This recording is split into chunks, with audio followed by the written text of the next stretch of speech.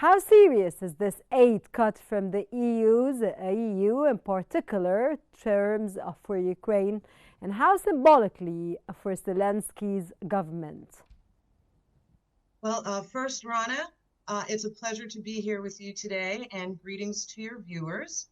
And this threat by the EU to cut aid to Zelensky in response to Zelensky canceling the NABU, the anti-corruption agency, is a very big signal.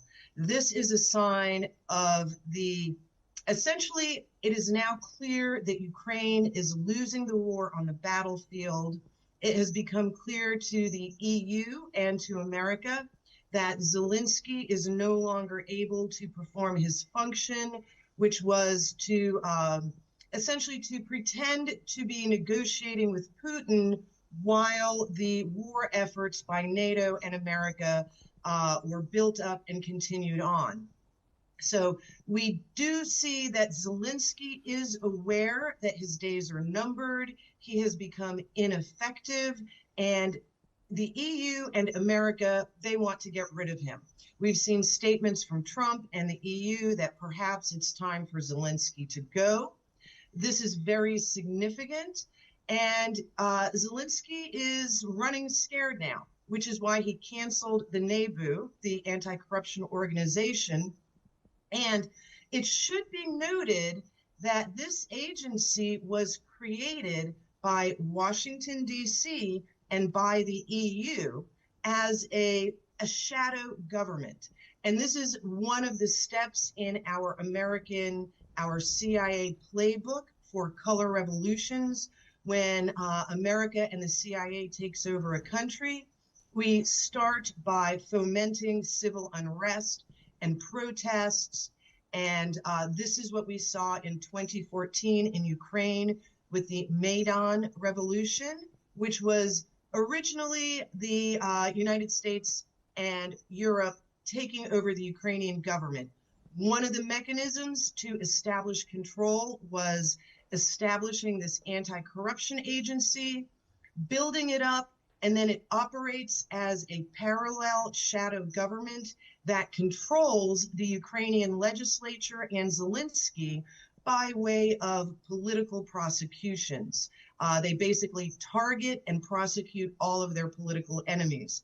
So Zelensky canceling this agency was a sign that he is trying to break free from European control, from NATO.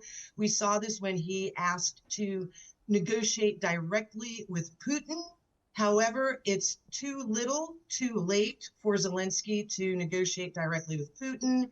Ms. Champion, why did he cancel this organization when today for him it means a lot and it can help a lot? Yes, Zelensky appears to be desperate, and we've seen his acts of desperation when he carried out Operation Spiderweb on the eve of the last Istanbul negotiations.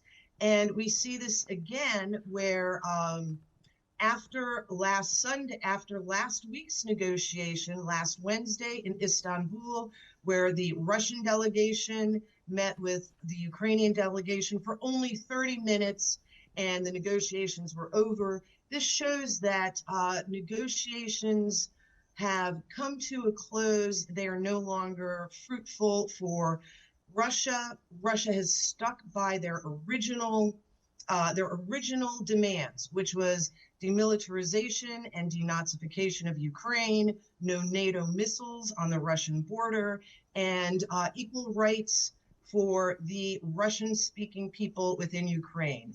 Ms. Champion, from your own perspective, do you see that Donald Trump's 50-day deadline which dominates headlines and shapes military dynamics on the ground, is on purpose from Donald Trump to put Ukraine in a corner?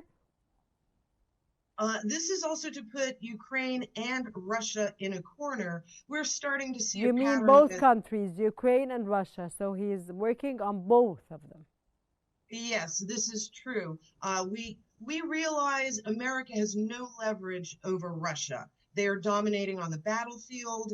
Every time we sanction them, their economy gets a little bit stronger and our energy prices get a little bit higher. So Donald Trump and his administration, we are at the end of the rope. We have no cards with Russia.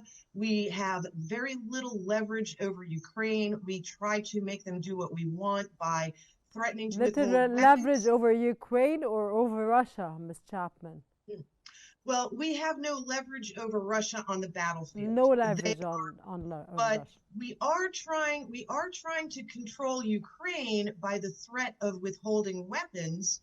However, this is an empty threat for Ukraine. Zelensky has learned that when Trump says he's going to withhold weapons, it means nothing because we continue to keep funneling weapons to Ukraine, which only prolongs the war. It gives Ukraine false hope, while more of their men are dying on the battlefield and while they lose more territory and our own position grows weaker. And as your previous guest, Mr. Sergey, pointed out, President Trump had a great opportunity in January when he first took office to just say, no more weapons. I'm putting my foot down. He had a chance to take control and he failed. He did not. He caved into pressure from the EU and from the war hawks in his own cabinet, and most notably from senators such as Lindsey Graham and Senator Blumenthal, who were making these wild, aggressive statements about secondary tariffs on on China and India, anyone who buys Russian oil. These are threats Trump realized that we could not make good on without damaging our own economy, which is why Trump said 50 days. Trump needed this 50 days for him to regroup, figure out what to do.